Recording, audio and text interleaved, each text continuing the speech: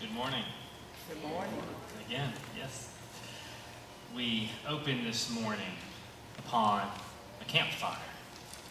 The time period is the time when the Babylonians have come in. They kicked Israel out of their land. And now the people of Israel are living in a land that's not their own, the land of Babylon. The mood is hopeful. Now, it wasn't always that way. Just a few months back, when they had been displaced and living in a foreign land, the psalmist writes, "How can we sing the songs of our homeland? We hung up our harps on the trees because we had no reason to sing anymore."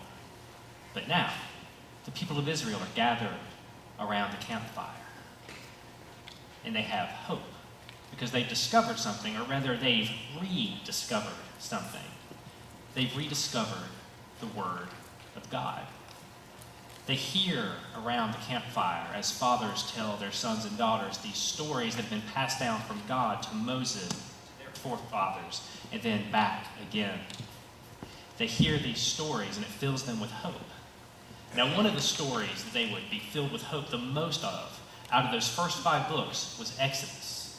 Because in the story of Exodus, they read about their forefathers who had been displaced, who were slaves in a foreign land, who were hoping to get to go home at some point, and desperately needed God to step in, intervene for them, and redeem them.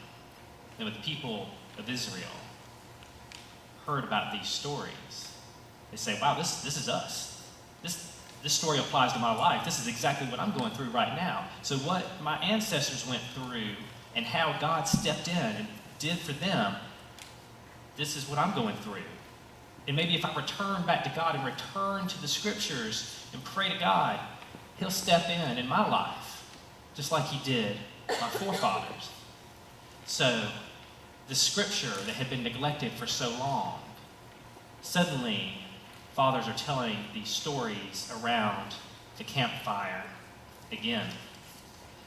Now, in Babylon, the Babylonians worshipped a lot of different gods. And you know that when we say God, we have God with a big G and God with a little g. We have God with a big G. We're talking about the one and only true God. And then when we talk about God with a little g, we have that generic term for God, that we're just kind of saying, this is a God of this, a God of this, that we're not talking about the one true God. Or we talk about the gods that other religions worship, and we don't recognize that as the one true God. Well, they had a term, El, and that was their generic term for God, if you were a Babylonian. So the Babylonians, they had gods for everything. They had a god of the harvest. They had a god of the sun. If you wanted your plants to grow, you needed to kind of shop around a lot of different gods. You need the god of the sun to help you. You need the god of the rain to help you. You need the god of the wind. You need the god of fertility to help the plants to cross-pollinate. You needed all of these different gods. No one god was mighty enough to do everything. They only were mighty enough to do one job. But now, we gather around the campfire, and the elders are telling the children these stories of their faith. And they've used this name for God in Genesis chapter 1. They say, let me tell you about Elohim. It uses that word for God, but it's Elohim, which means God Almighty. It's in Genesis chapter 1, as we have the account of creation, the Babylonians say, they need this God and this God and this God and this God in order to have that happen. But we serve a God who is almighty. He alone is God. He alone creates. He alone sustains. And he alone redeems. Now in Genesis 2, we have the story told a second time of creation, but it's told from a different angle. Here too, the elders lean forward across the fire, a fire in their eyes. And it's not the reflection of the campfire. No, it's the word of God in their spirit, in their hearts. And it's coming out as they share another story of God. They say, Genesis chapter 2, let me tell you about Yahweh. His name means I am. And in chapter 2, you hear about Yahweh, the same God in chapter 1, but just a different name, a different set of adjectives to describe this God who is beyond really what our words can say. They say, let me tell you about Yahweh. And in Genesis chapter 2, we see that Yahweh gets his hands dirty. He creates, but here we read about him making a garden in Eden with his own 2 hands. We hear about him creating a man with his own 2 hands and creating a woman from his side. Now, if you were the people of Israel and you're around the campfire hearing these stories, you've probably heard them several times. So if it's not the first time you've heard Genesis, maybe you've heard the story of the Exodus before. And now when you hear the story of Genesis again, in Genesis chapter 2, you pick up on some details you didn't catch the first time around. You hear that name, Yahweh, and you say, I've heard that before. I think in our favorite story, in Exodus, that name appears, doesn't it? Well, in Exodus chapter 3, verse 13, Moses is talking to God. God has told Moses that he's going to go and say some things to his people. And Moses says in verse 13, Moses said to God, suppose I go to the Israelites and say to them, the God of your fathers has sent me to you. And they ask me, what is his name? Then what shall I tell them? God said to Moses, I am who I am. This is what you are to say to the Israelites. I am has sent me to you. So, in Genesis chapter 2, if you've already read ahead into Exodus, when you hear Genesis chapter 2 again, you say, wait, this is the same God. The same God who creates in Genesis chapter 1 is the same God who gets his hands dirty in Genesis chapter 2. He creates, he sustains, and in Exodus chapter 3, he redeems. This is the same God. He's using the same name, Yahweh, I am. Now, as an interesting little side note, the phrase I am is actually a little bit difficult to translate into English. Scholars have looked at that, and normally in our Bibles, we read it as I am, present tense. But some academic scholars have looked at that and they said, we're not sure exactly what it means. We think it's left a little bit vague. It could mean I always was. It could mean I always am. It could mean I always will be. And when I heard about that academic argument, that big question, which one is it? I thought, the answer is yes. It's all of those. It's the God who always was, he always is, he always will be. I think God leaves it intentionally vague for a reason, because they all apply. Now, interesting side note number 2 about this name, Yahweh, about this name, I am. Fast forward to the Gospels. Jesus uses this name about himself a lot. He claims that divine name, I am. There's many times when he does this, but here's my favorite time. It's found in John chapter 18, verse 14. This is when Jesus is about to be crucified. And he's went to the Garden of Gethsemane. He's praying to God. He's with his disciples. And here comes soldiers, and they're heavily armed. And they come to arrest Jesus. Now, I don't know how you look at the story, but I tend, when I look at the story, I think about these ferocious-looking soldiers, and they come in a big group, and they come with lots of artillery, and that should look intimidating to anybody else, but not to Jesus. It doesn't look intimidating to Jesus. In verse 4, Jesus, knowing all that was going to happen to him, he's not surprised by this, knowing all that was going to happen to him, went out and asked them, who is it you want? Jesus of Nazareth, they replied. I am he, Jesus said, and Judas the traitor was standing there with them. When Jesus said, I am he, they drew back and fell to the ground. This is one of my favorite stories about Jesus, because we read in John chapter 1 and in 1 John chapter 1 that Jesus, being God, was present in creation. He participated in it. He is the great I am. And in John 8:58, he even says, very truly I say to you, Jesus answered, before Abraham was born, I am. So Jesus claims multiple times to be I am, that this is the name that also applies to him because he is God. He's the same God throughout creation, the same God who spoke to Moses. And now when Jesus is about to be crucified, an onlooker would look on and say, God seems to have lost control of this situation. He's about to be taken to the cross. But the same God who was in control from Genesis chapter 1, he is the same God who's about to get his hands dirty from Genesis chapter 2. In fact, have nails driven through them. He's about to redeem his people just like he did in Exodus chapter 3. God is not surprised by what is happening. It says here, Jesus knew what was about to happen. And I kind of laugh because these soldiers have come up, these terrifying looking soldiers have come up to arrest Jesus. And he doesn't carry any weapons with him. He doesn't need it. All he has to do is declare his identity.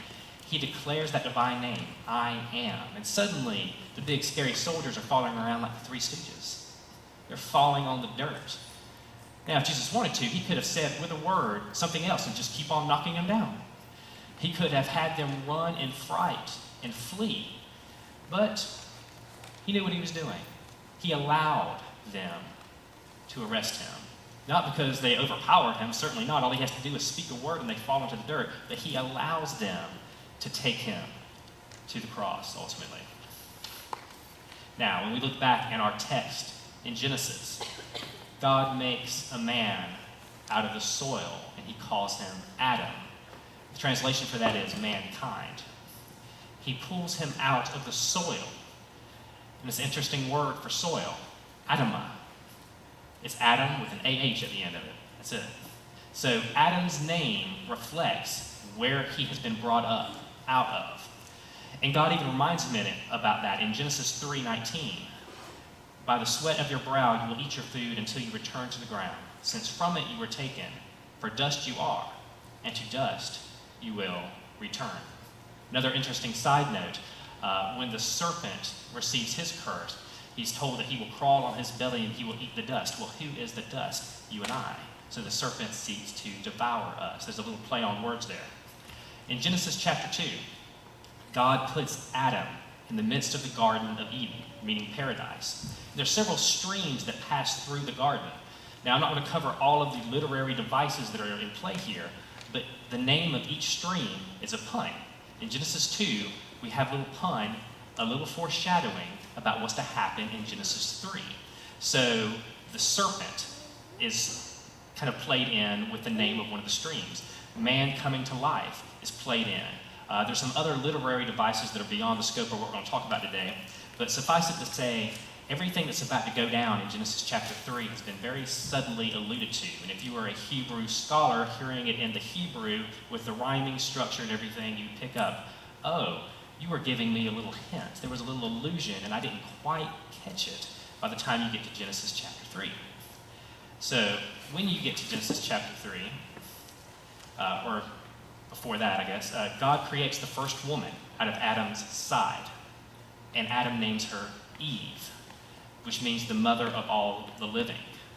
Now, she is a woman, and if you think about it from English, we have man and woman. From Hebrew, you have Ish and Isha. So even in the original Hebrew, you still have one word kind of comes out of the other word. In Genesis chapter 3, we have the sin, we have the exile. We have Adam and Eve who were exiled east of Eden. Now, Eden means paradise. So they are to the side of paradise. They are no longer in the middle of God's will. They're slightly to the side of it. In Genesis chapter 4, we have some new names, new children. Now, we're going to read later on in chapter 5 that Adam and Eve have multiple children, but not yet. First is Cain and Abel, and then we'll get to the other children. And not all of Adam and Eve's children are even listed by name. They're not really the stars of the story. But you do need to know that there are other people that come after Cain and Abel, because that raises a question later on. So in chapter 4, we have some names. Cain arrives on the scene first, and his name means brought forth or acquired, which is a big deal because he's the first man to be born on earth. Adam and Eve were created. This is the first man to be born, so he's been brought forth or acquired with the help of God. And next is Abel, whose name we mentioned earlier means a mist or vapor or temporary. If you think about an ocean wave rising up and it crests and there's a little mist that comes off of it, when you're standing on the shore, you might feel just a little tiny bit of water hit your face. That's what his name means. It's a mist or temporary. Now, there's some theories that some of the names in the Bible are given to people when they're born. Some of the names, they're changed later. And we see that with Abram, who becomes Abraham, Saul, who becomes Paul. We see that with a lot of characters in Genesis, actually. There's actually a theory that sometimes a character in a story, after something significant has changed, it's changing for them, they are given a new name, so that when you read over that story, it's almost symbolic. When you see the name, it reminds you of that person and what they did. Otherwise, there's a reason to think that maybe Abel's name wasn't temporary to begin with, which is a little hopeful, a little reassuring, right? Could you imagine the family gatherings? This is my son Cain. He's our firstborn. God brought him to us. We're really proud of him, and we think he's going to do great things. And this is our other son, temporary. Don't get too used to him. Nobody at the family gathering will make eye contact with him. Dad, what's going on? Why won't no one talk to me? But we have the story of Cain killing his brother temporary in chapter 4. Now we read in verse 17 of chapter 4, this kind of catches us up from all the chapters we read before, it catches us up to where we left off last week. In verse 17, Cain makes love to his wife. Now remember, we mentioned a moment ago, Adam and Eve had other children. Now in Leviticus 1:9, there's eventually going to be a law against intermarrying with your sister. But we're not there yet. That's a whole other topic we can go on about all day. We're not going there yet. What follows is a list of names in chapter 4, in the second half of chapter 4, and all of chapter 5, is lists of names. Now, I'll be honest with you, I know this is the part where most kind of skim over and say, I'm not going to read the list of names. No, Pastor Travis, you're not going to list out names as a sermon today. What is going on? What are you doing? We're never going to get to Golden Corral in time. But I want to encourage you, we lose some things in translation. If you spoke Hebrew, if you're one of the Israelites, you would have heard these lists of names. There's a lot going on there, actually. The names tell a story. And we lose that. We don't know why we should care about the names. What on earth could this possibly do to apply to my life? This can't apply to what am I going to do with this information about all of these names? How could this possibly be relevant? Well, we're going to translate it out into English.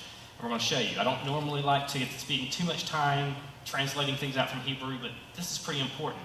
And if I'm going to honestly tell you we're going to preach the whole Bible, then I can't just skip over this, can I? So in chapter 4, we have Cain. Now, if you remember Cain, when he murdered his brother Abel, he said, I'm going to be a restless wanderer on the earth. You've kicked me out of your presence. Anybody who finds me will kill me. So Cain has been pretty worried, but God put a mark of protection on him. But still, he's going to be a restless wanderer on the earth, right? What is Cain going to do? Well, we read that he initiates a city. He builds a city. He takes a wife, and he has a child by her. And so he's initiating a family. Now he has this new son. He has a new city that he has built. So he's going to dedicate that city to his son. He's going, I'm going to name it after my son. His son's name is Enoch, which can be either initiated or dedicated, which is pretty appropriate, right? His son's name means everything from the surrounding context. And it sounds like at this point that things are looking up for Cain. That, yes, Cain, he's done some bad things and he was exiled out into the land of Nod, but things are looking up for Cain, it seems like. That who wouldn't want to be in Cain's family line? Because he's built a city. He's the mayor or the governor or whatever of this fine city. He's got his firstborn. That sounds like a great place to be, right? But we come to find that Cain's family line has some problems. This murderous impulse in Cain is passed down in his family from generation to generation to generation. They can't escape the family problems, or they don't, rather, escape the family problems they inherit. Enoch has a son named Irad. Now, Irad, his name means a wild donkey. Now, we're going to see that again. In Genesis 16, if we were to skip ahead, Abraham is talking to God about his son Ishmael. And he's expecting a blessing will be bestowed on Ishmael. And God says, well, Ishmael will receive a blessing, but not like you think. In fact, he will be a wild donkey of a man, and nobody will be able to control him or tame him. And we know from some history that the Ishmaelites became the religion of Islam. And if you look at groups like ISIS and Al-Qaeda who draw their spiritual heritage to Ishmael, it certainly does seem like this is a wild group of people who we cannot tame or control from generation to generation. We just can't control this or get a handle on this. So going back to Irad, his name means a wild donkey. And I can't help but draw that parallel in my own mind to say, well, I wonder if he incurs the same violence and bloodshed of the Ishmaelites. And it seems like he does, that he passes this on down his family line. Irad has a son named Mehujael, which means smitten of God. Mehujael has a son named Methushael, which can mean a couple different things, but one interpretation is a man of hell. So things are looking really dark and morbid in this family line, but they get worse. He has a son. He has a son named Lamech, which means wild man. And now we break for a story. We've had this long list of names, but this one guy, Lamech, he gets his own paragraph. He gets his own story. You have to wonder, when you've had a long list of names and now we're going to suddenly talk about this guy, what did this guy do that all the other ones didn't, that he gets his own section? What's special about this guy? If you were visiting a graveyard and all of the tombstones just had a person's name and their birth and death and then no description about them, and as you were walking through the graveyard, you saw this one big monument, there's a big paragraph to this one guy, that would draw your attention and say, well, what's so special about this guy? That he gets a big monument, a big description about him. So Lamech was not a great guy. He's our first recorded polygamist. He has two wives. He marries Adah, whose name means adorned, and Zillah, whose name means shadow. So Adah to Zillah, he's got women from A to Z. There's probably a story in here, because he's got one wife adorned. He's got one wife named Shadow. The implication seems to be that one he has adorned with gifts, and the other wife is kind of in the shadow. Now, we're not told that explicitly, but it seems to be implied a little bit in the names and then in some things that follow. So Adah gives birth to Jabal, whose name means stream. So he's the father of people living in tents and raising livestock. That doesn't sound too bad, does it? Everybody else has been bloodthirsty, murderous names. This guy's by the stream setting up tents and raising sheep. Sounds pretty good. He has a brother named Jubal, which I guess was like the father of Jewish Baal. I don't know. No. His name means sound. And he is the father of string and wind instruments. Well, that's pretty pleasant too, right? So Adah has two sons that are growing up by the stream, setting up tents and playing the flute and raising sheep. Sounds like a great family. So all of this disorder, this dysfunctional family has come down to Adah and her sons. And it seems like they've broken the cycle. Like at least this part of the family, the adorned part of the family, seems to be doing a lot better. It is possible to break the family dysfunction, isn't it? Now, speaking of family systems, in Deuteronomy chapter 21, verses 15 through 17, there's actually some legal guidelines for what you do if you have two wives. And the implication here is, if you have two wives, you're probably going to love one and hate the other. So you're going to treat one family really good, and you're going to treat your other family not so good. So there are guidelines about how to divide up the inheritance fairly, because people can't be trusted to do that. So could that be the case with Adah and Zillah? Is it possible that Lamech loves one and hates the other? Let's see how Zillah's family turned out. In verse 22, Zillah also had a son, Tubal-Cain, who forged all kinds of tools out of bronze and iron. Now, see, that sounds simple enough, but it's not. It's actually really bad. You see, the name Tubal-Cain is a call back to Cain, and he's playing off the murderous aspect of Cain. how Cain was impulsive and he murdered. And so Tubal-Cain is taking the murderous part of Cain, and the implication is, as one author said, this is spicy Cain. So Cain, as murderous as he was, the first recorded murderer, he was mild sauce. You thought he was bad. Oh, but here comes hot sauce Cain. And those tools that he's creating, we might imply and say, oh, he's creating like gardening tools, farming tools, right? There's some speculation that, yes, he's probably creating some of that, but he's also the creator of the first bronze weapons. So he is the family's much more violent weapons dealer. Now, in the Bible, the number 7 is about completeness. When you see the number 7, a lot of times that represents completeness. Well, he's number 7 in the family line of Cain, which means he is wickedness perfected. So things are not going great. Now we go back to Lamech for a moment, because in the order of the verses, we go back to Lamech, and we see this wickedness that's in Lamech that he passed down to his son, Tubal-Cain. In verse 23, Lamech said to his wives, Adah and Zillah, listen to me. Wives of Lamech, hear my words. I have killed a man for wounding me, a young man for injuring me. If Cain is avenged 7 times, then Lamech 77 times. So what we know is that someone hurt Lamech. They didn't kill him, they just injured him. It's possible it was even a mistake. But what does Lamech do? He kills the man. And this is originally rhymed. He wrote a song about it. It's called The Song of the Sword. So he's proud about it. He's killed a man, and now he's singing a song about it. He's the original gangster rapper. He claims a blessing from God that God didn't give him. God didn't say, okay, I'm going to protect you from the consequences of this like he did with Cain. He says, well, if he did it for Cain, I'm sure he'll do it for me too. So he has not had a conversation with God and prayed about this, and God has given him grace and forgiveness. He's just saying, I claim it. It's mine. If you protected Cain, well, I bet you'll protect me too. I'm the 7th in line, so it'll be perfect. Or actually, Tubal-Cain is, but he is close to that. He says, I'll be protected 7 times over. And by the way, Tubal-Cain's sister, we skipped, that's Naamah.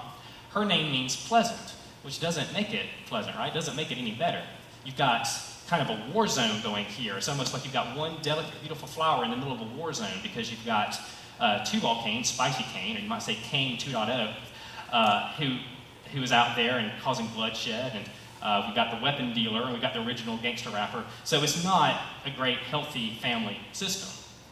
This is the family that you keep on seeing on the news all the time, doing bad stuff.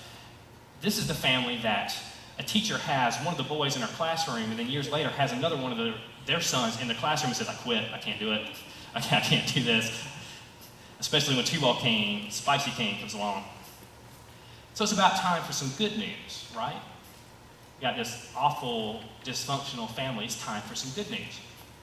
In verse 25, Adam made love to his wife again, and she gave birth to a son and named him Seth, saying, God has granted me another child in place of Abel, since Cain killed him. Seth also had a son and named him Enosh.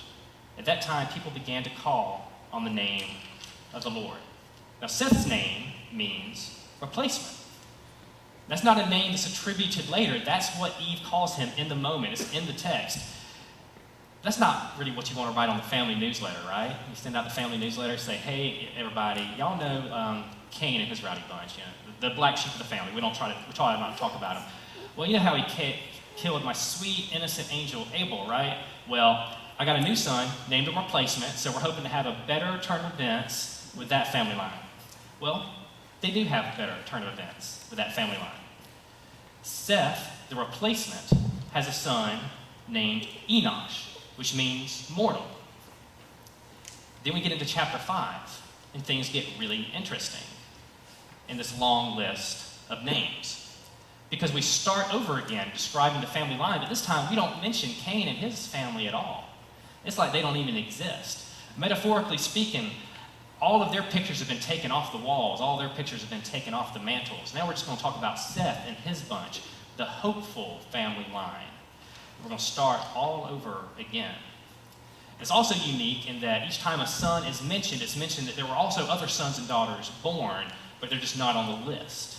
So if you're on the list, and there's other kids that aren't listed, then there must be something important about you and your name and your part in God's story for you to make the list. We kind of assumed from Cain's genealogy, we knew there were other brothers and sisters that we weren't just really told, but here it's made really explicitly clear. So Seth has Enosh, who we've already mentioned in chapter 4. Enosh has Kenan, whose name means nest.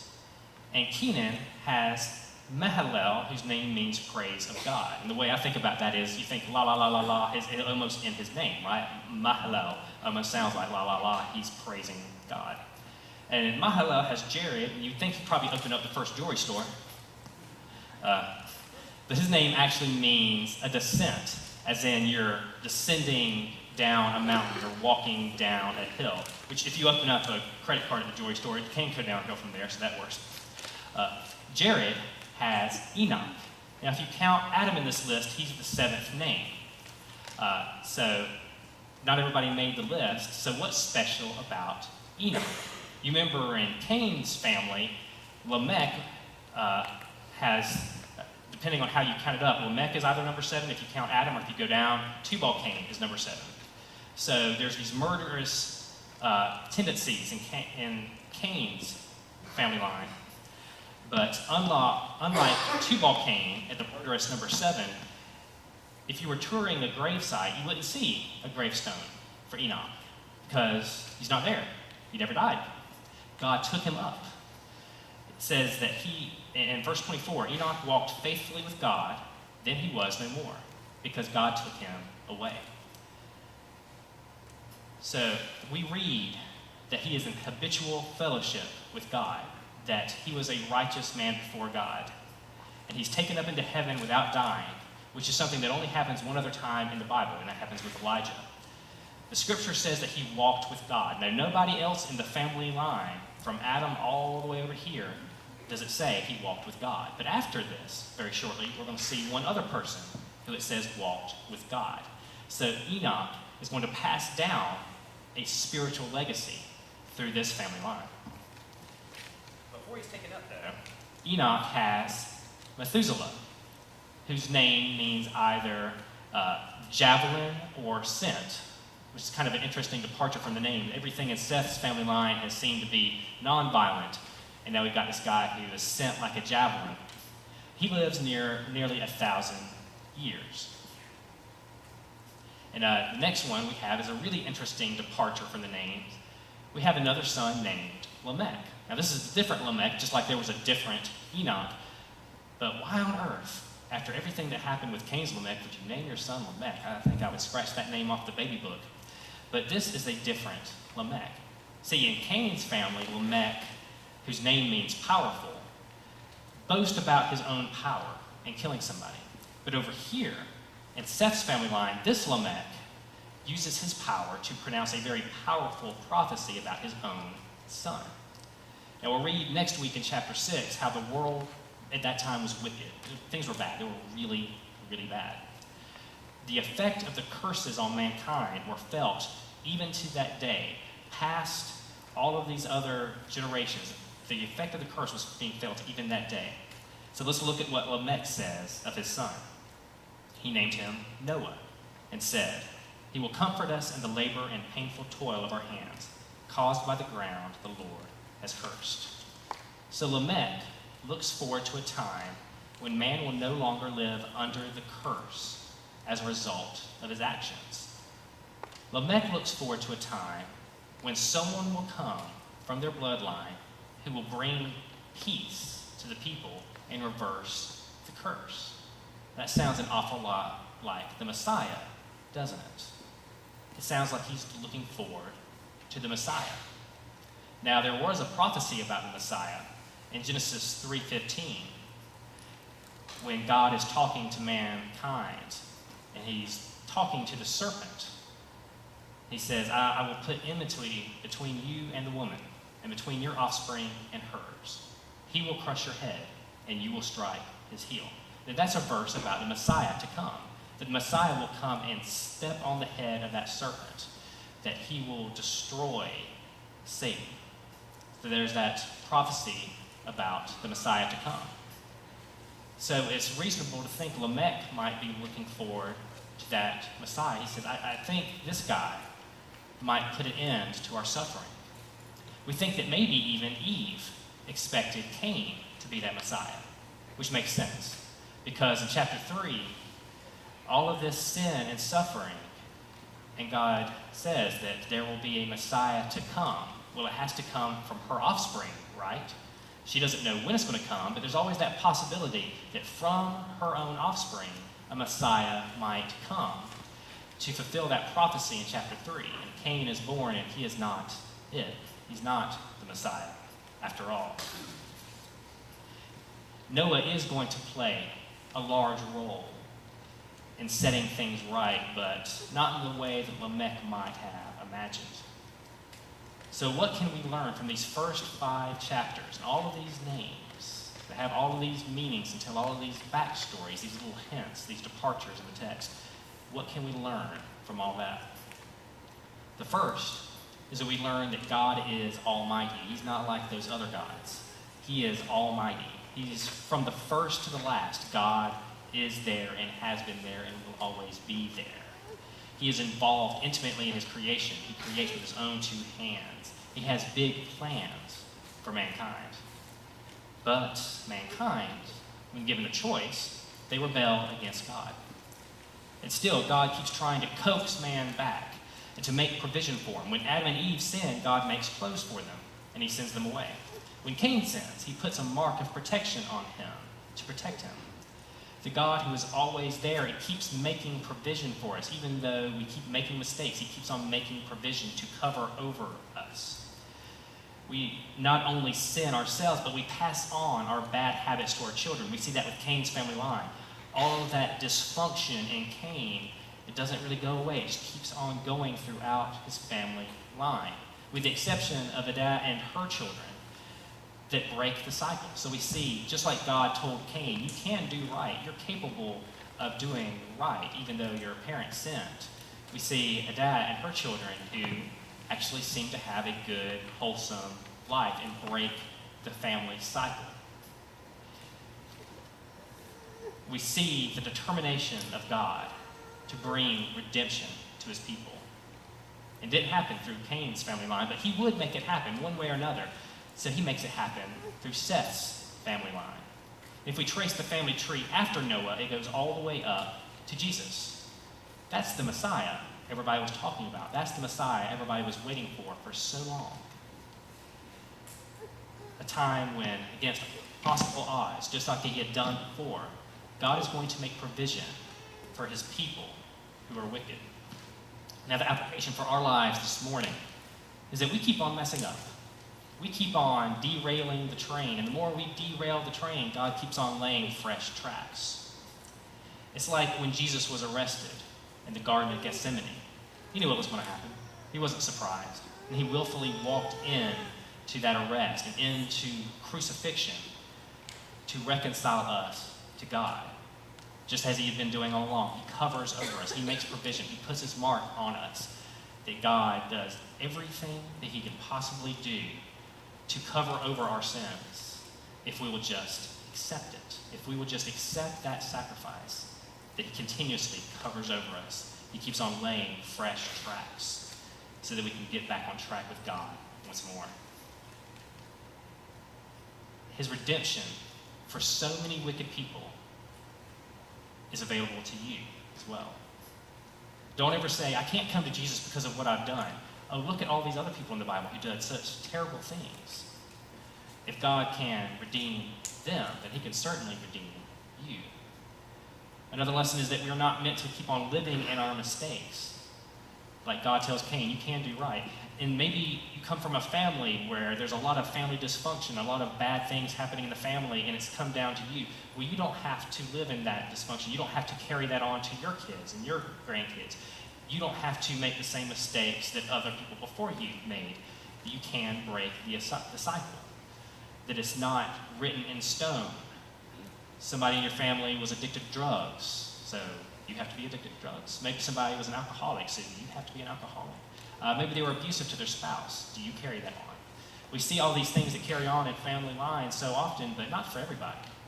I know many people who have broken the cycle. They don't live there anymore.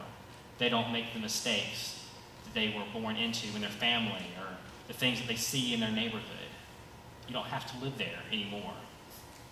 Like God told Cain, you can do right. It's in the realm of possibility as long as you accept God's help and let him help you. If you'll just take his hand today, he'll lead you the rest of the way. Now, it's good if you can learn from your mistakes, but it's so much easier if you can learn from the mistakes of others. I've had numerous times in my life where I've seen someone, metaphorically speaking, fall flat on their face. Or I'd like to say, be a field full of landmines, and someone steps on that landmine, and it's awful, but you say, ooh, at least I know it's there. I don't want to step there. Look at some of the consequences for sin that we talked about this morning. You see all of these awful things that happen, the consequences of that. That doesn't have to be your story, though. Your story can be one of redemption, where you accept Jesus Christ, and you say, I don't want to go down those same paths and have those same consequences. I've seen where they go, and I want Jesus to reign in my life. I want him to be the star of my story and not myself. So that you can be able to say, I was like Adam and Eve. I was grasping for things I had no business grasping for, but God covered over my sin. I was like Cain, rebelling against God, but he put his mark of protection and grace on me. I inherited some things from my family or where I was born or out of my context, but that had nothing to do with me. It wasn't my fault, but I broke the cycle with God's help. Maybe you can say, I didn't deserve a seat on the ark of God, but God let me ride high above the waves of destruction in that flood. And that comfort and peace that Noah was to bring, Jesus brought that.